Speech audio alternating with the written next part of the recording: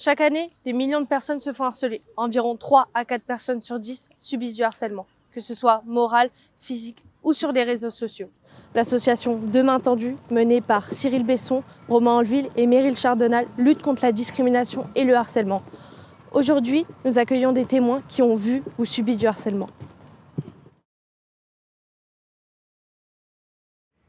Bonjour. Bonjour. Est-ce que tu peux te présenter, s'il te plaît? Alors moi c'est Maëva, j'ai 26 ans et je suis aide-soignante en gériatrie. Alors, je m'appelle Camille et actuellement je vais sur mes 21. Je suis barmaid. Bonjour, moi c'est Angelina, j'ai 19 ans. Alors, je m'appelle Sandrine, j'ai 22 ans et je suis en première année de BTS au lycée d'Organ.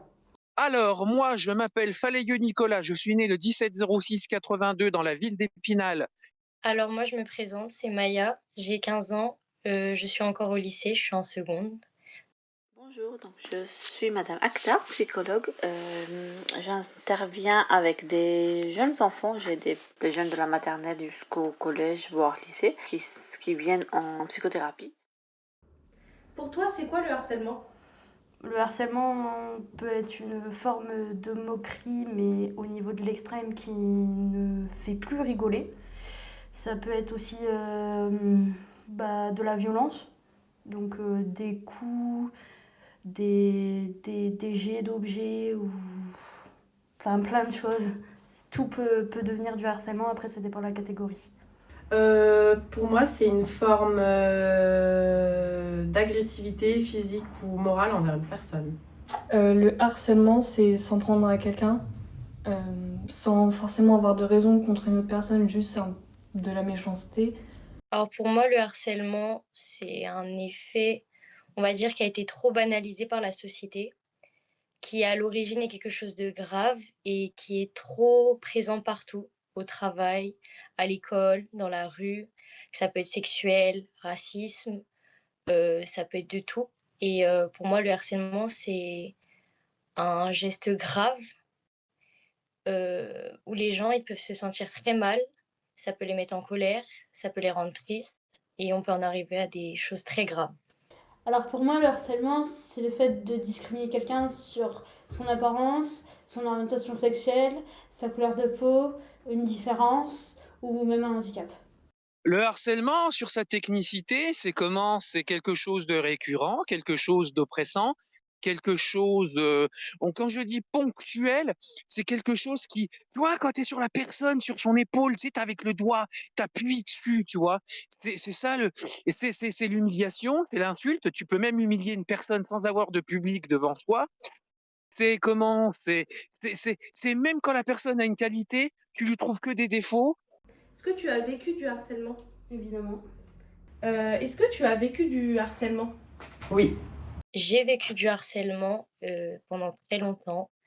J'ai eu des phases où ça allait bien, des phases où ça allait moins bien. J'ai connu ça par du harcèlement banal, on va dire, et plus ou moins grave. Quel type de harcèlement as-tu vécu? Alors, moi, il y a eu du harcèlement scolaire, du harcèlement moral. Vous voyez, c'est un peu les mecs, pour se valoriser dans le quartier. Bah, comme excusez-moi de la vulgarité, j'appelle un chat un chat. J'ai une tête de con, donc par délit de faciès, les mecs dans le quartier, pour se donner de l'importance et faire du mal quel qu'il soit. J'ai beaucoup vécu du harcèlement, ça va être du racisme, par rapport au fait que je suis asiatique, que les yeux bridés, on va pas faire un épilogue, ou du harcèlement qui est plus sexuel, dans beaucoup d'insistance. Verbal et un petit peu physique. Alors, j'ai vécu du harcèlement moral, physique et sexuel. Alors moi c'était un harcèlement scolaire.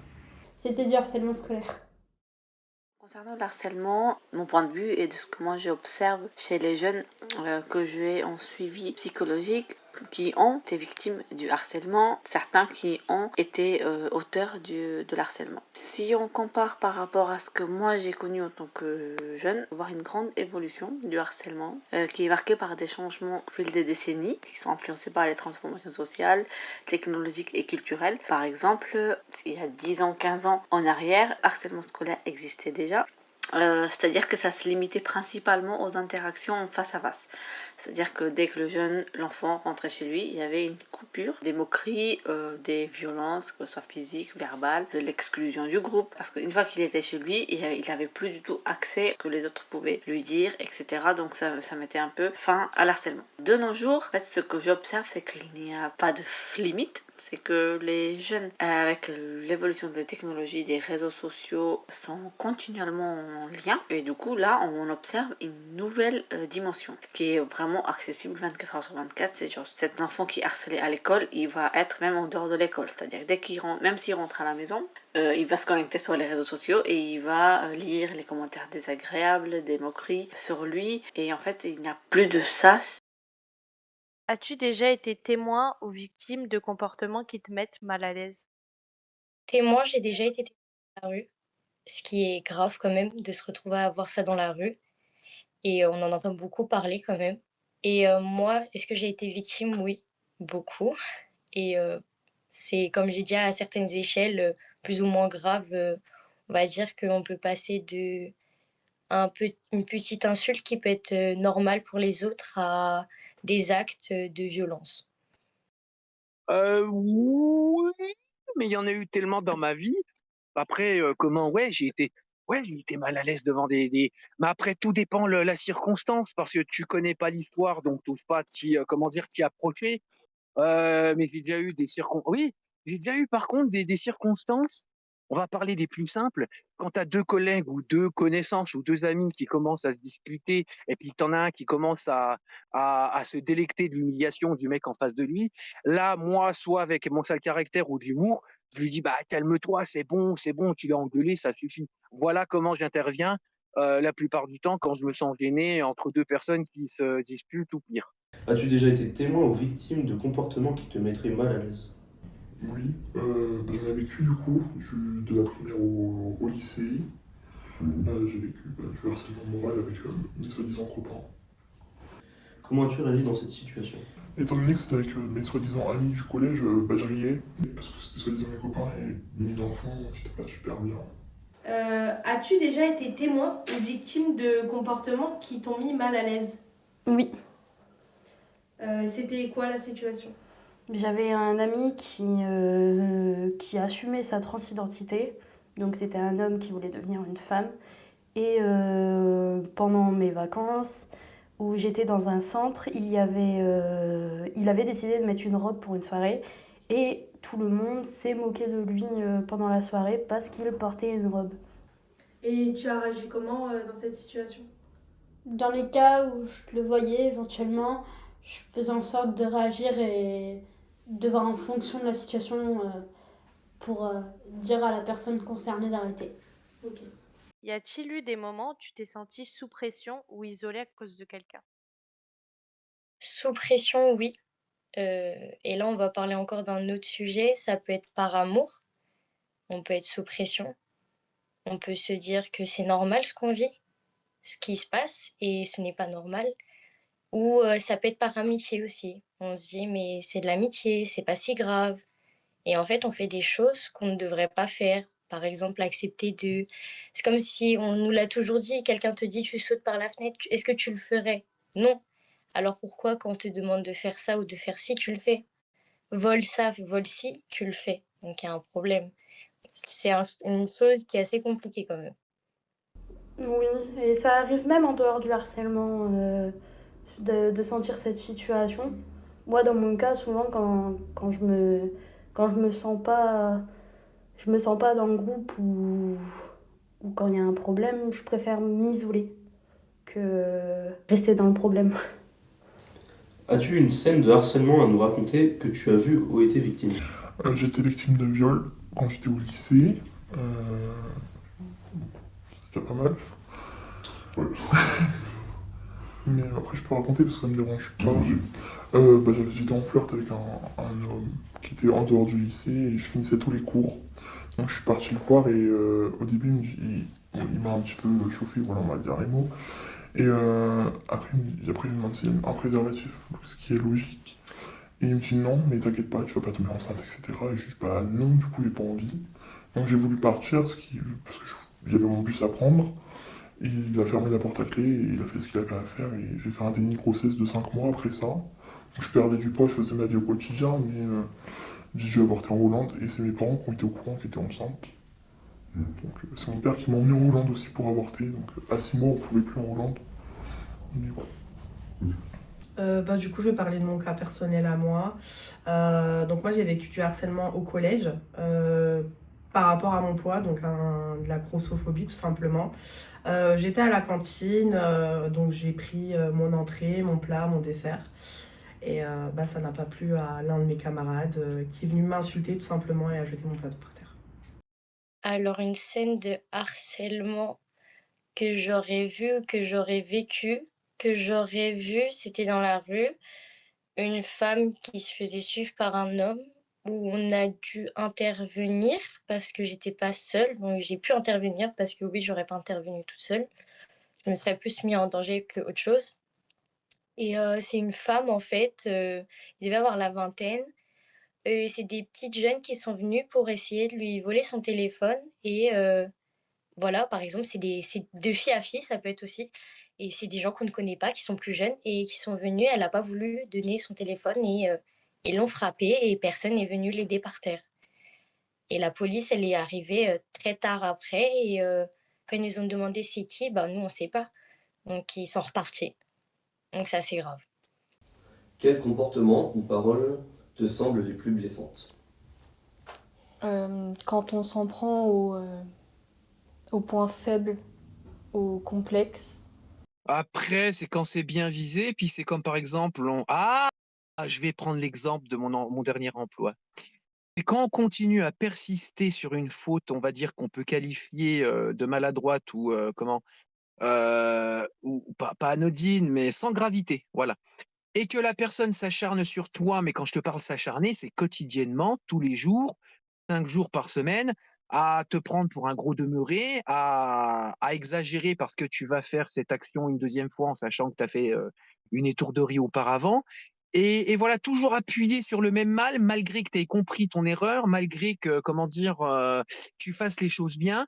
C'est ça. Et puis aussi, par exemple, pour répondre à ta question sans me disperser, c'est quand on arrive à toujours être répétitif sur quelque chose qu'on sait que la victime n'aime pas, ou voilà, ou sur de ses défauts ou défauts qu'il améliore, insister verbalement, insister sur la manière de le dire, et puis même aussi en allant, le principe du harcèlement, aller, comment dire, que l'oppresseur se cherche spectateur et ramène cette récurrence et cette humiliation, ce qui devient humiliation, se cherche spectateur pour te montrer du doigt.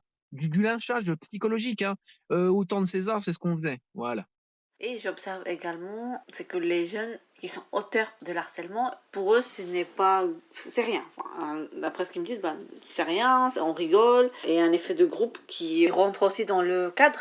Sur les réseaux sociaux, certains vont dire des méchancetés, vont insulter d'autres personnes parce qu'ils se sentent protégés, parce que c'est à l'anonymat. Voilà, ils vont créer un compte et ils vont se permettre de dire des choses qu'ils ne feraient pas face à face. Et puis actuellement, voilà, il y a aussi des vidéos, des images partagées par un très grand nombre. Ça peut aller très très très vite. Et les jeunes, ils n'arrivent pas à comprendre les effets de leurs actes. Pour eux, voilà, c'est les réseaux sociaux, donc c'est pas grave, c'était pour rigoler, c'est rien. Est-ce que tu as parfois peur de t'exprimer ou d'agir dans ton environnement scolaire à cause des autres? Oui. J'ai peur qu'on se moque de moi, qu'on me critique, qu'on rigole de moi. Alors professionnel, oui. J'ai déjà eu des problèmes dans certains restaurants où tu es toute jeune, tu commences à apprendre. J'ai des difficultés et donc les anciens du restaurant, voire plus âgés,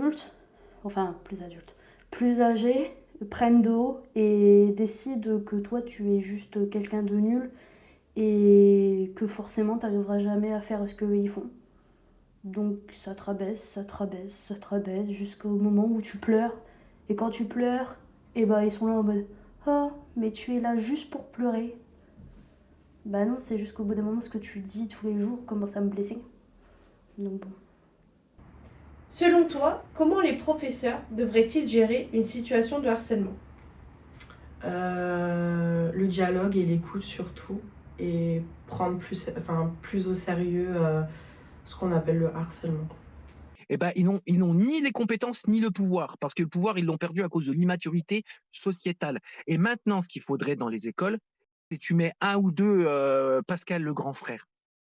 Voilà. Tu mets un Pascal le grand frère, il, il- c'est un autre sujet à développer. Il remet quelques coups de pied aux fesses, il remet un peu de rigueur, il recadre tout ça. Et là, on parlerait. Moi, je vous dis, c'est ça. Diminuer l'effectif des surveillants, ce qu'on appelle aussi des pions, dans l'effectif scolaire. Vous mettez un peu de Pascal le grand frère, les professeurs, ils font leur taf, point barre, chacun à la place, et les élèves, ils seront bien gardés. Voilà ce que j'avais à dire sur ça. Je pense que les profs, ils ont été jeunes comme nous. Ils veulent nous aider, certains d'une manière ou d'une autre. Moi, je vais pas mentir. Euh, les profs, des fois, ils prennent des décisions comme prévenir les parents directement, des choses comme ça. Je trouve que c'est la solution la plus bête. Ils ne cherchent pas à comprendre. Ils se disent, OK, la personne pleure, la personne ne va pas bien, la personne est victime de harcèlement. On appelle direct. On parle pas avec l'enfant ou on pose juste des questions, on fait un rapport et c'est fini. Moi, je trouve que ça dépend des adultes parce que moi, j'ai connu une adulte, ma prof d'espagnol, euh, qui a laissé tout de côté. Son côté prof, elle l'a laissé et elle a mis que son côté humain. Et c'est la seule personne, je pense, depuis toujours qui m'a vraiment aidée en tant que, on va dire, scolairement. C'est la seule personne qui m'a vraiment aidée, qui a vraiment été dans l'empathie. Alors que les autres profs, c'est le travail, c'est les décisions qui ont été prises, c'est qu'on fait comme ça, donc ils suivent. Et les gens qui prennent le dessus en se disant mais c'est pas possible, c'est ces profs-là qu'on remercie le plus et c'est la seule personne que je remercierais, ça serait elle. Parce que les autres profs, les seules décisions qu'ils prennent, c'est comme un robot, automatiquement, sans réfléchir. Et ça, je trouve vraiment ça très dommage. Quel sentiment le harcèlement fait-il généralement naître chez la personne qui en est victime? Beaucoup de stress, d'angoisse, et au final, on finit par plus s'aimer nous-mêmes. Je dirais de la haine, de la colère, de la tristesse, le sentiment de solitude et de rejet aussi, la dépression dans certains cas, et globalement une envie d'en finir. Quelles sont, selon toi, les conséquences à long terme du harcèlement sur une personne? Je pense que elle aura toujours peur toute sa vie qu'on la harcèle ou qu'on se remoque d'elle, qu'on s'en prenne à elle. Peut-être ça peut causer des dépressions ou des problèmes. C'est difficile à dire parce que ça peut être physique comme ça peut être psychologique. On va plus parler du plan psychologique, je pense. On peut être traumatisé, on peut avoir des traumatismes, on peut être suivi. Enfin, je veux dire, moi, j'ai eu des suivis psychologiques avec ça, avec d'autres choses aussi, mais surtout pour ça, c'est compliqué à vivre. On en ressort, on est seul, on est tout seul parce que c'est un combat qu'on porte nous-mêmes dans notre tête. Même s'il y en a qui l'ont vécu, c'est un combat qu'on mène seul. On le mène seul et physiquement, on peut en avoir des conséquences de fatigue aussi de mal de tête, par exemple. Ça peut vraiment être grave, ça peut vraiment en venir à des effets, mais vraiment de maladie. On peut être fatigué, on peut avoir des courbatures, on peut vraiment être mal. On peut en arriver loin. Qu'est-ce qui te semble être la meilleure façon d'aider quelqu'un qui se fait harceler? L'écouter, le conseiller et l'accompagner dans ses démarches pour contrer le harcèlement qu'il subit. Déjà d'aller lui demander ce qui se passe, sans que personne ne le remarque évidemment, parce qu'il peut y avoir des conséquences, comme je disais, du fait de en parler, et les harceleurs peuvent revenir derrière. Donc déjà en parler tranquillement, trouver des solutions, et en parler à des adultes où on a vraiment confiance en eux pour en parler. Et ne pas en parler à n'importe qui, parce que on peut en parler, j'ai déjà eu le cas d'en parler à quelqu'un, sauf qu'elle était de mèche avec les harceleurs. À ton avis, que pourrait-on faire pour que les gens comprennent mieux les effets du harcèlement? mettre en place une plus grande prévention. Les préventions qu'on a en cours, déjà, ça commence par ça. Ça peut être aussi en famille, par exemple en repas de famille, on peut en parler, c'est pas tabou. Je veux dire, il faut évoluer aussi. C'est pas quelque chose de grave. Et je trouve que même si, entre guillemets, on dit que tout ce qui est gouvernement, tout ça, on parle beaucoup et en font des pubs, c'est des pubs qui sont trop rentrées dans les cases, je trouve. C'est pas des choses assez vivantes, c'est des choses qui préviennent, oui, certes, mais pas comme on voudrait nous l'être. Si on est vraiment dans cette situation-là, on n'a pas assez d'informations pour savoir comment nous s'en sortir. Il faut des vrais trucs, des vraies émotions qu'on ressent à travers les choses qu'on voit à la télé. Même pas assez de prévention sur. Il n'y a pas assez de gens qui sont invités par rapport au harcèlement ou peut-être pas en masse. Moi, je trouve que ça serait intéressant de faire des fois des trucs où il y a que ça. Pas c'est un moment, une chronique, 10 minutes et c'est fini. Ça touche pas assez les gens. L'évolution, c'est vraiment...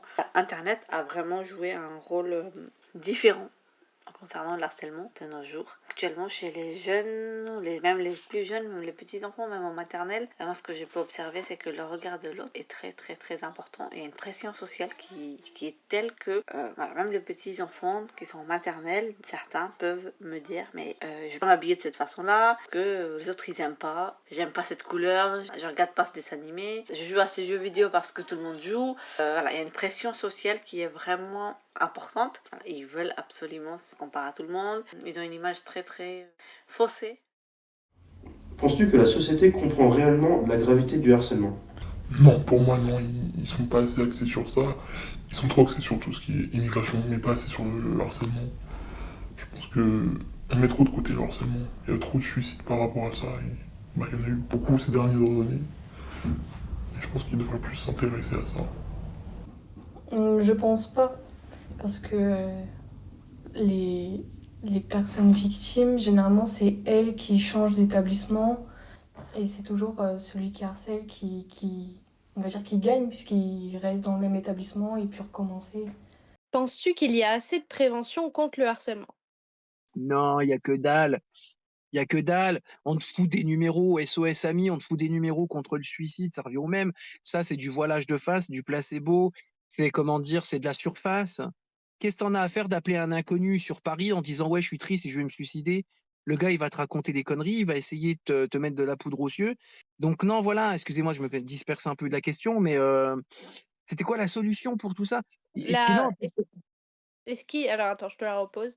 Ouais. Euh, Penses-tu qu'il y a assez de prévention contre Non, le il y a pas de harcèlement? voilà, il y a pas de prévention, comme je disais, tout ça, je vais pas me répéter sur les numéros de suicide, de paroles et tout. Non, il y a aucune prévention. Et puis, c'est la prévention, c'est de la façade, c'est fragile et comment dire, c'est pour voiler des faces. Mais c'est bien beau parce que la prévention, c'est pour dire: «On vous a compris, on vous écoute, faudrait agir». C'est tout. Bah, c'est bien beau, faudrait agir, mais tu agis quand? C'est ça la prévention. C'est, après d'avoir fait la prévention, dire c'est pas bien de faire du harcèlement, c'est bien de punir les acteurs, les oppresseurs de harcèlement. Ouais, après prévention, faut agir et faut mettre des coups de pied aux fesses. Voilà. Et on prévient, bah c'est bien beau, t'es prévenu. Mais on me dit, bah tiens, va pas jouer avec le feu. Mais si on te laisse jouer avec le feu, on t'aura peut-être prévenu que le feu ça brûle et l'eau ça mouille, mais on t'aura pas empêché d'y aller. Voilà, faut empêcher. Faut agir, agir et protéger. Voilà, messieurs, dames. Penses-tu qu'il y a assez de prévention contre le harcèlement? Non, je trouve que pas assez. Il y a eu la journée de la prévention contre le harcèlement, j'en ai même pas entendu parler, quoi. Il devrait y en avoir plus, et plus souvent. Par exemple, il y a le harcèlement qui peut en arriver très loin, comme j'ai dit avant. C'est le harcèlement qui en arrive au suicide. Malheureusement, on n'en parle pas assez. Euh, c'est grave. C'est hyper grave. Les gens ne s'en rendent pas compte. On parle de tous les harcèlements. Du racisme physique, le handicap, que ça soit aussi au travail, dans la rue. Mais on parle pas de l'ébauche, de ce qui se passe à la fin, de ce que ces gens-là qui ont vécu ça le jour, qu'est-ce qui se passe chez eux quand ils arrivent tout seuls, face à leurs problèmes. que ça peut arriver aussi dans le métro. On a un moment, on se sent seul, ou que ça peut être n'importe où, dans une bibliothèque, ça peut être à l'école, ça peut être chez soi, ça peut être dans des toilettes, ça peut être dans un bar.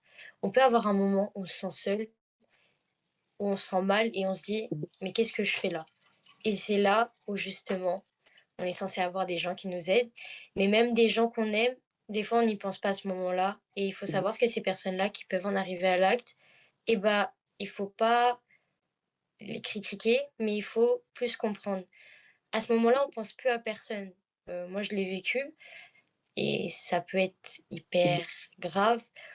Les gens peuvent nous critiquer, les gens peuvent nous aimer encore plus, les gens peuvent être tristes, en colère, mais il faut savoir qu'au fond, on se sent vraiment mal, on se sent vraiment seul parce que même les gens qu'on aime, on se dit qu'au fond, peut-être ils nous aiment pas, peut-être qu'ils nous supportent, peut-être qu'ils sont pas là par gaieté, qu'ils sont là par intérêt. Et en fait, on se pose plein de questions, plein de choses, et on se met en danger. Et par exemple, moi, ça m'est arrivé 2 fois, et ça peut arriver très long. On se réveille, on sait pas où on est, on se demande pourquoi, comment on en est arrivé là. On peut regretter, on peut se sentir mieux après, ça peut être une passe d'euphorie ou non. Et bah, il faut soit se relever et des fois tout seul. Et c'est compliqué. Et il faut savoir qu'à ce moment-là, quand on se relève ou non, parce que ça peut arriver aussi que la personne ne se relève pas et elle parte vraiment, il faut vraiment les gens qu'on connaît qui connaissent ça. Il faut pas les laisser tout seuls. Parce que justement, on part avec une sensation de solitude et on revient et on est encore seul. Et là, c'est vraiment le pire truc à faire. Là, c'est vraiment le pire truc. La personne, elle vit comme un robot. Elle se dit, je vis, je fais ce qu'on me dit, et c'est comme ça. Mais vraiment, le suicide, je pense que c'est le truc qu'on ne parle pas assez, et c'est ce qui arrive à la fin, malheureusement. Donc, et vous voyez, ça peut être, peu importe, ça peut être qui, ça peut être des gens grands, petits, noirs, blancs, asiatiques, gros, maigres, enfin, ça peut arriver à tout le monde. Je veux dire, ça ne veut pas dire que vous trouvez une fille belle, qui ne peut pas être forcément mal dans sa peau. Vous pouvez pas dire à une fille, ouais, pourquoi tu dis que t'es grosse alors que la fille peut se sentir grosse. Il faut jamais critiquer quelqu'un parce qu'on se met pas à sa place, on se met pas dans sa tête. Et c'est le premier truc à pas faire, vraiment. Donc moi, si j'ai un truc à dire, c'est vraiment faites attention aux personnes qui vous entourent, faites attention à quand vous sentez qu'il y a quelque chose, parce que même des gens, on va dire comme moi, bah, ça peut leur arriver de penser à des choses comme ça.